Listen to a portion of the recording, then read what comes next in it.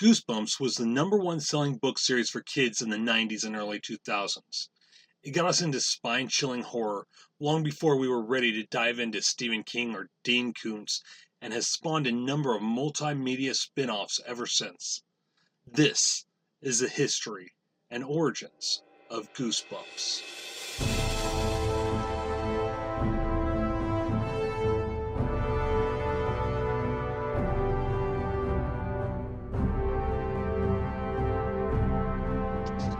Before we get started, I'd like to tell you guys about my own children's horror book series, available now on Amazon. Hollow Screams is spine-chilling horror for ages 7 and up. The first book in the series, Day of the Dolls, revolves around a young boy named Mike, who goes to visit family for the summer, even though he'd much rather be home hanging out with his friends. But that isn't the worst part. What could be worse than doing something you don't want to do? Having to share a room with creepy dolls that move on their own when you're not looking. Leave on a light, you're in for a fright. Hollow Screams Day of the Dolls, Hollow Screams Ghost House, and Hollow Screams The Haunted Skateboard are available now on Amazon and Kindle Unlimited. Hollow Screams Day of the Dolls is also available on Audible.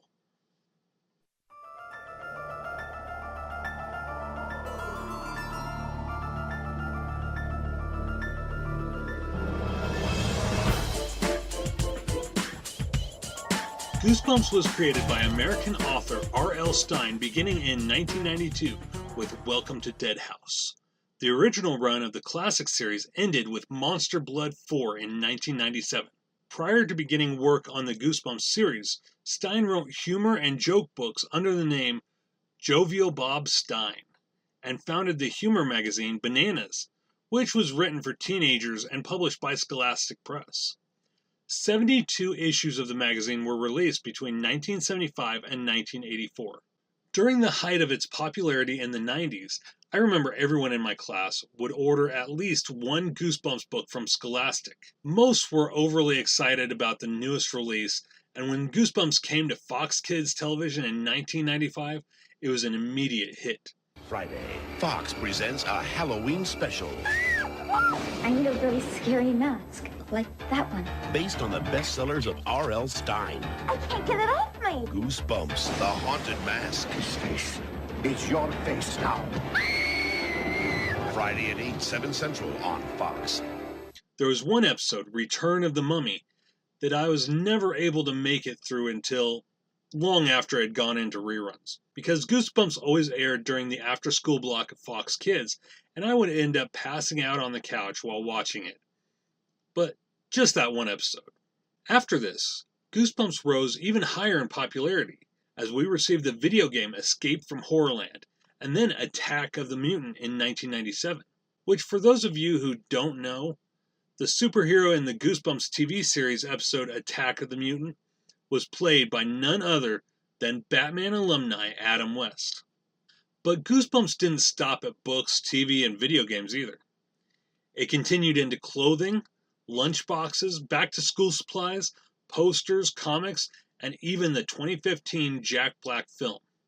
After the original run of Goosebumps ended, R.L. Stine spun off Goosebumps into multiple other book series which followed a similar style to the originals, beginning with Goosebumps 2000, which usually had foil covers. Give Yourself Goosebumps, Tales to Give You Goosebumps, Goosebumps Triple Header, Goosebumps Horrorland, Goosebumps Most Wanted, Goosebumps Slappy World, and Goosebumps Gold. In February of 2022, Disney Plus announced that a new Goosebumps series would be brought to their streaming service. According to production, the series won't be unlike the film, as 5 teenagers accidentally release supernatural forces on the world and have to work together to recapture them while discovering their parents' secret from their teenage years. As for R.L. Stine, he stated in multiple interviews that when he writes a Goosebumps story, he plans it out so meticulously in advance that it takes him no time at all to actually write the story, by which he types out with only a single finger since he never learned how to type in school. Stine graduated from Ohio State University in 1965 with a Bachelor of Arts degree in English, and has been married to his wife Jane, who co-founded Parachute Press in 1983 since 1969. and together they have one son who was born in 1980. So what was your favorite Goosebumps book? Let me know in the comments below. My favorites were obviously all the Haunted Mask books. Most fans from the 90s only know of the two, the Haunted Mask and the Haunted Mask 2. However, in Goosebumps Horrorland, we see a new Haunted Mask book. I think there was actually 2 more of them that continued the story of the original 2, with same characters and everything. I think one of them takes place in between 1 and 2, and then the other one takes place after 2. Some of my other favorites were The Beast from the East and The Horror at Camp Jelly Jam. Hi everyone.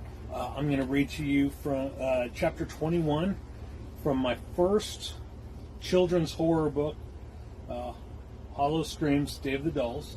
This is available on Amazon, Kindle Unlimited, and Audible, performed by the very talented Benjamin Hunter, who does some really creepy voices for it. So let's begin. And you guys can leave comments and let me know what you think at the below. His eyes grew wide as he looked down on them. The eyes of the creepy little things seemed lifeless, but at the same time they also seemed to be looking right at him. It was as if they were daring him to reach in and take the trunks from him. Their faces were haunting. They wore lifeless smiles on their ceramic faces, almost devilish grins. Mike hesitated in astonishment. His face turned pale and his heart raced. They looked different than they had before. Somehow their expressions had changed. He didn't know if it was the way the light and shadow mixed across them, or if their faces had somehow actually distorted. But he was freaked by the look of them. He timidly reached his hand down into the closet to pull out his swim trunks. Slowly it plunged into the darkness. He wasn't sure what to expect. Would the dolls somehow come to life and attack his hand? Would he have to fight them off in some kind of demonic tug of war? He needed those trunks. They were the only ones he had with him. If he told his dad he lost them, he'd probably get stuck wearing a pair of Billies, which were 2 or 3 sizes too big for him.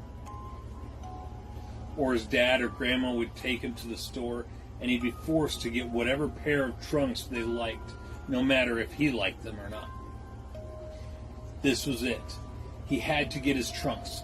Mike pushed through his fear and quickly thrust his hand down. His hand grabbed onto them and held them in his fist, then just as quickly pulled them back up. Something was different though. They were heavier than they should have been. As he pulled them from the darkness of the closet and brought them out, he saw why they were so much heavier. The dolls were hanging on to them. They were in the same position they'd been when they were sitting in the closet, with the trunks in their laps. Somehow, their little ceramic arms were pushed tight against their laps, with the trunks pulled tight under them. What the? Mike dropped the trunks with the dolls attached to them on the floor in front of the closet. He wasn't sure how they got that way, but he knew he needed to get them undone and put right back where they belong. He knelt down and tried to pull one of the dolls from his trunks, but it wouldn't budge. He tried another. The same thing. They were all stuck to his trunks, and he wasn't sure how to get them free. He tried again. This time, he used his fingers to try and move the doll's arms away from his trunks. At first, they didn't want to budge, but after trying a little bit longer, he finally managed to turn one of the arms upward. It was a struggle, but he got it. It went the same way with the next arm, and the next, and the one after that. One by one, he managed to pry the doll's arms away from the trunks and set each one to the side. "Finally!" Mike exclaimed. He threw his trunks atop his bed and gathered up the hideous dolls. He shoved each of them down into the closet, back where he felt they belonged. But this time, he would put something on top of them to make sure they stayed there.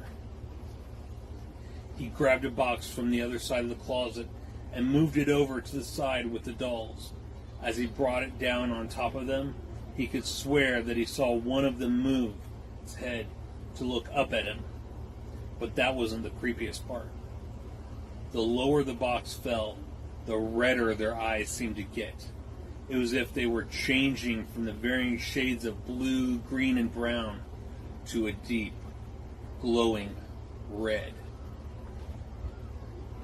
Hope you guys enjoyed this. If you'd like, I'll go ahead and read you the synopsis for this. Now the dolls play with you. It's summer vacation and Mike has to visit family out of town for a week. But he'd much rather hang out with his friends. Instead, he's stuck at his grandparents' house. Sure, he gets to go swimming and horseback riding, but it's no fun for him due to his asthma. His grandparents won't let him go in the deep end of the pool, and they also make him eat the foods he hates. But those aren't the worst parts. What could be worse than all of this? Having to share a room with creepy dolls that move on their own when he's not looking in order to terrorize him.